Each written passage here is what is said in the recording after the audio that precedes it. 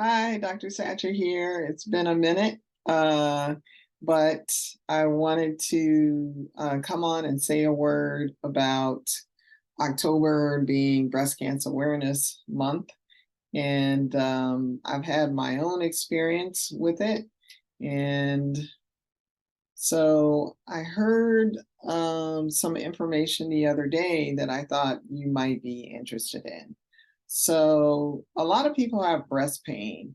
Um, Even like adolescent girls have breast pain when they're going through hormonal changes. A lot of women have, they call it like lumpy, bumpy breast or fibrocystic breasts.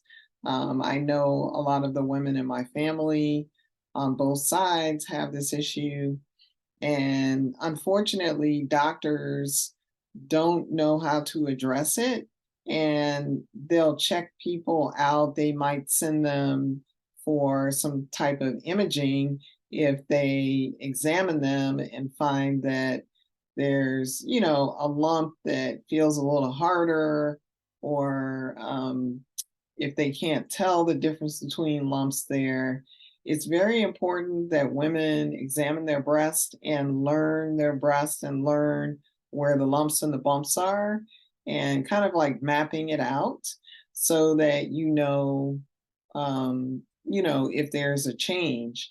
Because when women find breast cancer, or when they get diagnosed, most often it's more than 50% that diagnose themselves with a self-exam. So mammograms are not miraculous in like diagnosing breast cancer, as we are, I would say, in conventional medicine, they try to convince everybody that mammogram is the only way. And I'm here to say that mammogram will diagnose a breast tumor when it's in stage, or when it's already been there for years and years.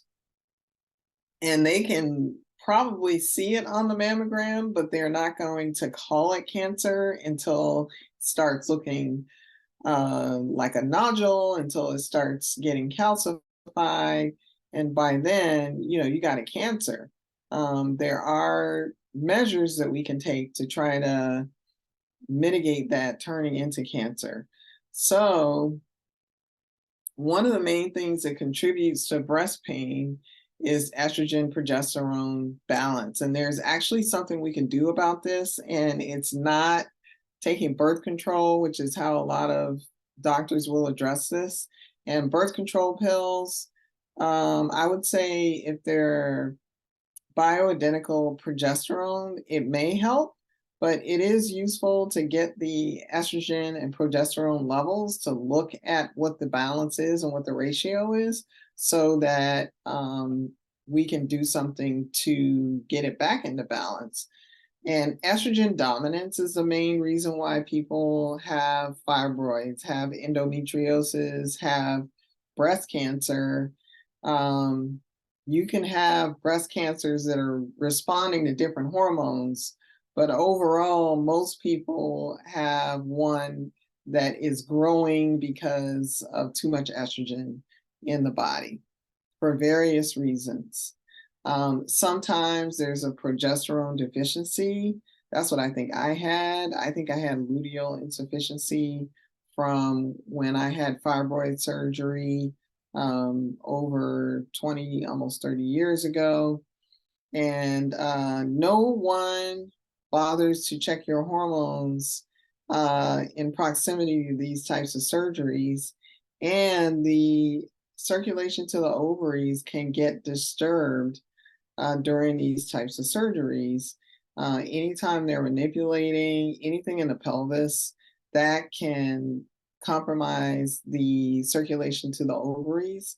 And then that can cause a sudden onset of what feels like menopause, like an early menopause, because things are out of balance. They may be falling low and nobody's bothering to check.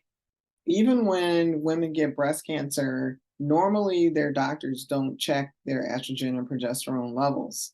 But we do, when we're looking at women's health and hormonal issues, we like to check the hormones to see what's going on. Another thing that can kind of stoke the fire of developing cancer in the breast and contributing to this breast pain are blood sugar imbalances, which are epidemic right now. There's a lot of insulin resistance, there's a lot of weight loss resistance, and that will cause breast pain because there is a fluctuation of the hormones that goes along with that. Even though no one tells you that, even though no one checks your estrogen and your progesterone balance. So breast pain, what I want to say is it should be checked out. But the thing is there are things we can do to rebalance the hormones when people are younger so they don't develop all the breast tumors and have the problems later on. So breast pain is something that we should pay attention to. There's something we can do about it. I'll talk about in the next video what some of the triggers are. Thanks for watching.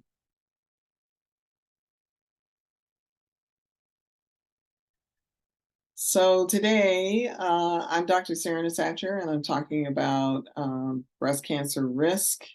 And of course, I tied in the insulin resistance and the blood sugar on the last talk. And I just want to talk about some of the triggers of breast pain. If you have not had a child by the age of 30, being pregnant causes a big fluctuation in the hormones that for some reason that tends to clear out a lot of the cellular abnormalities.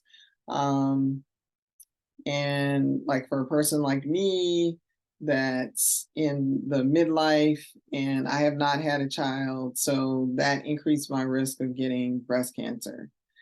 Having too much body fat. So the statistics say obesity, but we know obesity is tied to insulin resistance. It's tied to prediabetes, and it's tied to weight loss resistance. And generally, people have too much body fat. I don't like to pay attention so much to just the gross weight. I want to know what the body composition is. And if you have too much body fat for your height, then that's going to increase your risk for having breast pain and also increase your risk for breast cancer.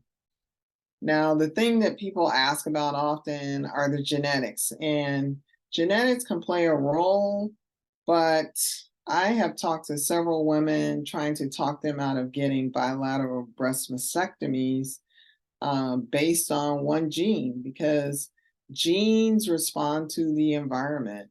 We have no evidence to say, that you should get a mastectomy based on your genetics. And also, we know when people get cancer that there are other genetics involved, typically methylation genes or genes that are involved with detoxification in the liver. There's a problem there. So we need to look at different factors. So that can contribute to having breast pain. If they say also, in addition to being pregnant, that breastfeeding can also have an impact on breast pain. So the longer a person breastfed, there's an inverse relationship that makes the risk of breast pain go down, the risk of breast cancer go down too. All right, and I already talked about in the first segment of this, I talked about how mammograms are not so useful in people that have breast pain, and a lot can be missed. So keep that in mind. And I talked about luteal phase insufficiency or progesterone deficiency. This is something that can contribute.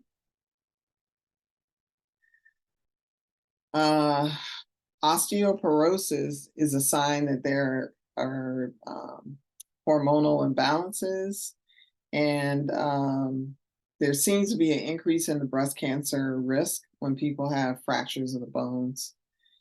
And then they say that garlic decreases the incidence of having breast pain. So it seems to have a positive influence on the hormone balance.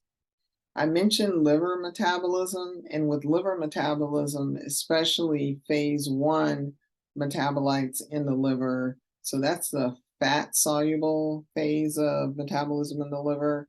Um, there are more issues with people that have genetic issues with phase one metabolism. All right. Things in the environment like the BPA in plastics. PFAS is a big problem because it's in the water, and this is an oil soluble toxin. And what it has to do with is flame retardation. They and like Teflon. So they sprayed the clothes of children, and then also in the military, there are issues with some of the clothing being sprayed with PFAS. It's all in the water now, and different water jurisdictions are trying to figure out how to get it out. The best thing I can say is to have a filter at home that filters out some of these oil-based chemicals. Um, and the good old Berkey filter, which I heard recently they don't make them anymore, but you can buy them used on eBay, or you can buy them from people if they're not making them. There are also like triple phase filters that are made by other companies now that could also, but you need to ask about, like, does it filter out heavy metals? Does it filter out like the PFAS, the BPA? Because not all of them do. Um, I personally sell as an affiliate a hydrogen water filter that's very good, because the hydrogen water helps your liver, it helps it optimize detoxification in the body. So if you're interested in that, I can send you a link. Just let me know in the comments and I'll make sure you get the link. Okay. A lot of people have the misperception that hormone therapy and menopause can cause breast cancer. And there have been some studies showing that that is not true. The numbers are generally lower in the people that are on hormone therapy. Um, and the people that are not on hormone therapy have an increased risk of bone fracture. I find that a lot of people that have hormone imbalances, a lot of times it's the adrenal glands, or sometimes it's the thyroid, and these are things that are not well checked in conventional medicine. So there are testing that we do in integrative and functional medicine that look at most of these hormones. And there are supplements that we can recommend that can help you to get your hormones back in balance, especially that estrogen progesterone imbalance that I mentioned earlier. So I hope you found some of this helpful, interesting. And I would recommend that you schedule a phone conversation with me if you want to know what you can do. Sometimes it's about talking to your primary or your OBGYN, but sometimes they will check some hormones and they won't check others. So sometimes you need some coaching to advocate for yourself. So whatever your needs are, you can reach me at my website, Treat Yourself to Health. It'll be listed in the notes here. And a link to schedule an appointment will be listed in the notes. And if you have labs already and you would like help interpreting them, we can also help with that. Schedule an appointment. For the 30-minute appointment is best if you have labs or imaging and you want help with that. All right, well, I've enjoyed talking to you again, and treat yourself to health. Best in health to you.